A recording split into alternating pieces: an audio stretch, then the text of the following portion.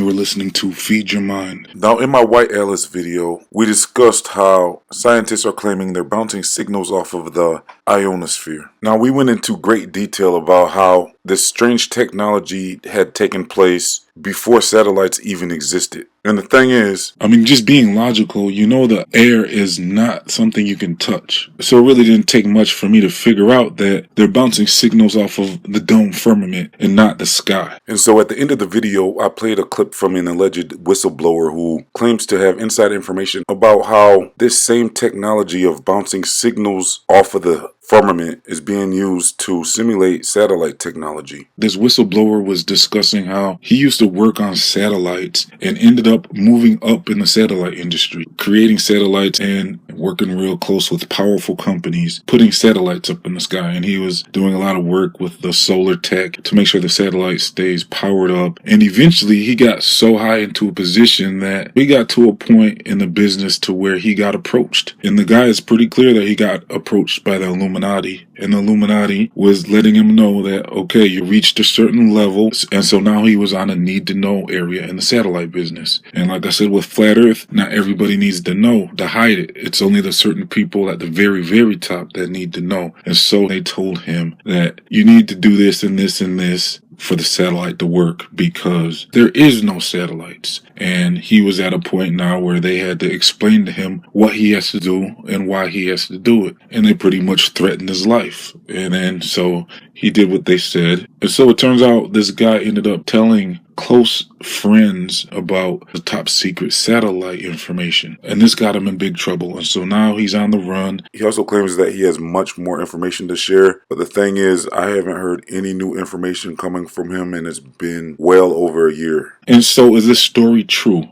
I can't really confirm or deny if this is actual authentic audio. But the thing is, when I looked into the information, a lot of stuff started coming to light. Because before this information, all I heard about Project Fishbowl was that they're mapping the dome firmament. Well, when I went back and did my research on Project Fishbowl, communication tech was actually a very large part of why they were launching Operation Fishbowl. And they were blasting EMP type blast against the dome, and they were getting charges. And according to this whistleblower, the charges can last years. And so whether this whistleblower is authentic or not, I'm going to play the audio. You can judge for yourself whether you want to believe it or not, but the information goes into detail about how satellites bounce signals off the dome firmament. And so the guy is basically saying that they're using the dome firmament as a giant satellite dish. And so let's play the clip. I am a whistleblower who worked as a power supply engineer for two of the major companies that claim to manufacture satellites. I have to hide the identity of my voice for protection, but I am real. For 15 years, I was convinced that I actually designed electronics packages, what we call black boxes that are on board satellites. I designed the Mark 271 power converter to convert the solar panel power and regulate it so that it can be used to power the electronics packages aboard the GPS Phase 5 satellites.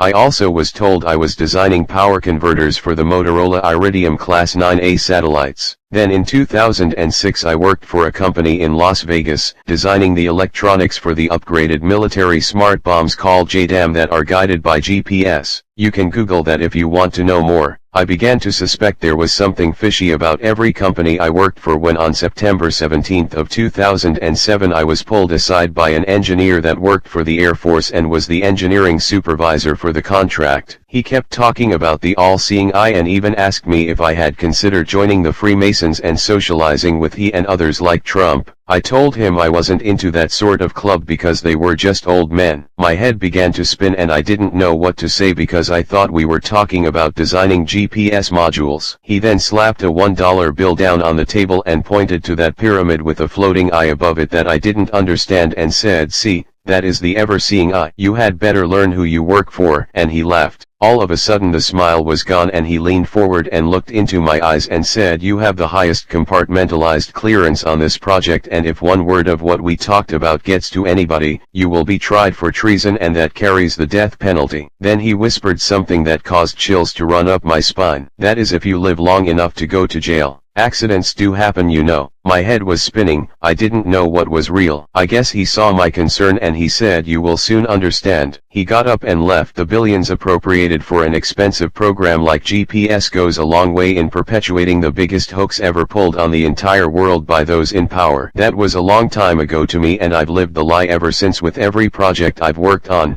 including going through all the trouble to build power supplies for satellites that don't even exist. I don't know if the Earth is flat, square, or shaped like a banana.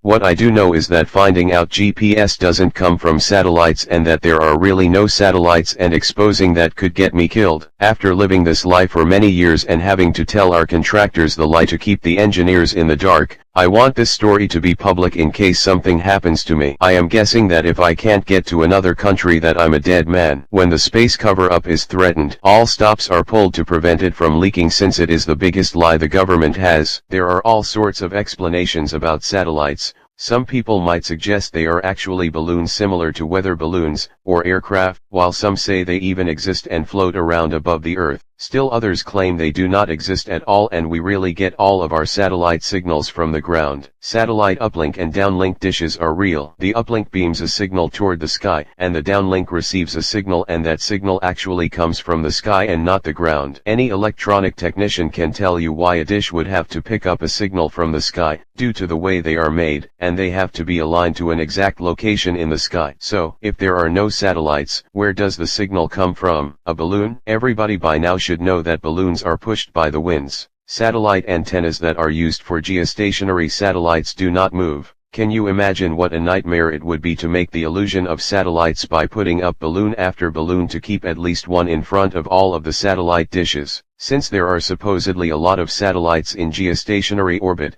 the nightmare would be even worse. Another problem is that balloons big enough to carry a transponder would be like large weather balloons, which can often be seen from the ground, especially when the sun is at a low angle in the sky and lights it up. All of these balloons would be seen by someone, and they would also have to come down somewhere. No, satellites are not balloons, nor are they aircraft. Satellites are also not floating around over the flat plane. It is really quite simple. So I would like to add here that there is actually evidence of satellite balloons and spy planes being used for satellite technology and stuff like that. And so maybe all of these different technologies could be used together for different purposes. But let's hear this guy out and hear what he has to say about how satellite technology is actually being applied for everyday use. Engineers have been able to take advantage of some very unique properties of the dome which covers the Earth. Transparent aluminum only exists in theory, but it is said to have unique properties. One of those properties was changing the incident angle of an electromagnetic wave from a normal reflected signal. Without getting technical, I will try to describe what I mean. When you shine a light on a window or shiny surface, the light reflects at the same angle that it arrives. In other words, a mirror placed at a 45-degree angle will bounce light in a manner that it will turn a 90-degree corner. Back during the late 50s and early 60s, scientists were probing the dome with stronger and shorter wavelength radio signals. When their technology improved, they found a strange phenomenon. When a radio signal hit the dome, it did not reflect off at the same incidence angle. The radio signal somehow excited the molecules in the dome in such a way that it appeared to retransmit the signal back at the same angle of the radio wave from the ground.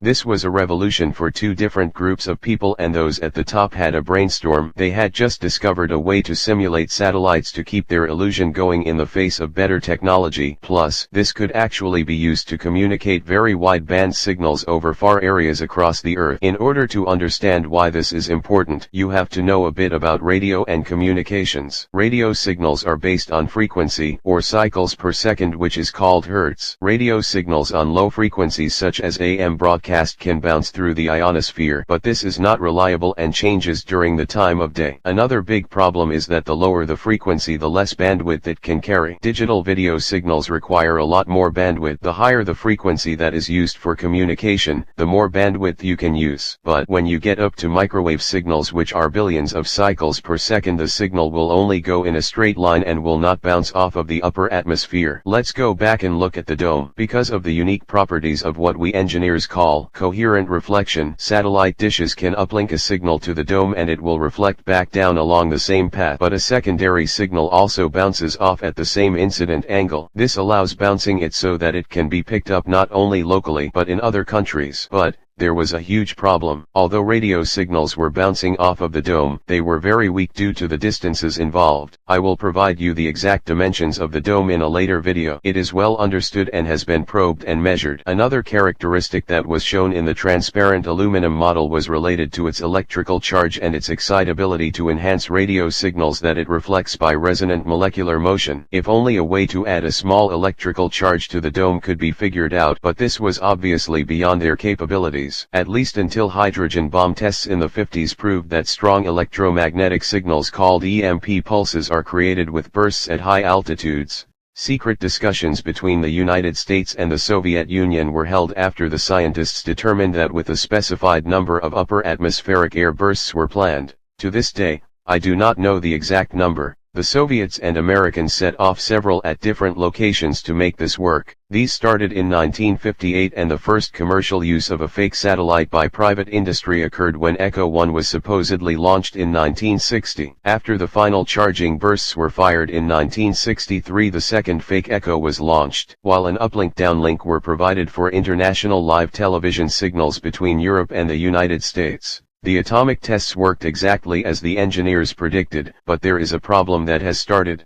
Although the charge lasts for years, even decades, it is beginning to drop. The physics of the way the charge works is not linear, so as it drops the reflected signals do not drop, until this charge gets below a certain level. Since atomic tests have been supposedly banned, scientists had to come up with another reason to set off a few atomic booster bursts to keep the charge above this threshold. They had to figure out another way to explain to people why they were setting off atomic bombs in the sky. Along came a new idea: what if the Earth was threatened by something, and what better thing than an asteroid? Of course, both Russia and the United States could design and implement nuclear-tipped rockets to either destroy and nudge a large asteroid over. All of a sudden there are asteroids passing between us and the moon, making near misses. This is a planned programming of the population, so that when the time comes to set off a few more atomic bombs that can be seen from the ground, there will be no question what they are used for. Just like the global illusion, we have come a long way since the first television broadcast that supposedly used the Echo satellite, which was a large inflatable balloon covered with mylar and flashed aluminum.